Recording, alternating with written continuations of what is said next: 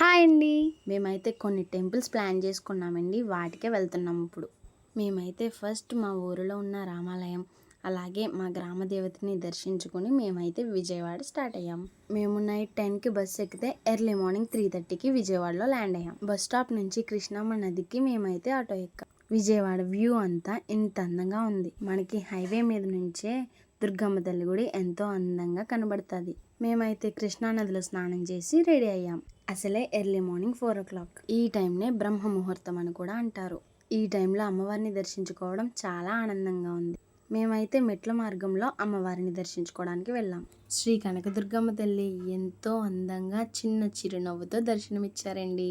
అమ్మవారిని దర్శించుకున్న తర్వాత అయ్యవారిని కూడా దర్శించుకోవాలి కదా, అందుకే దుర్గా మల్లేశ్వర స్వామిని దర్శించుకోవడానికి వెళ్తున్నాం.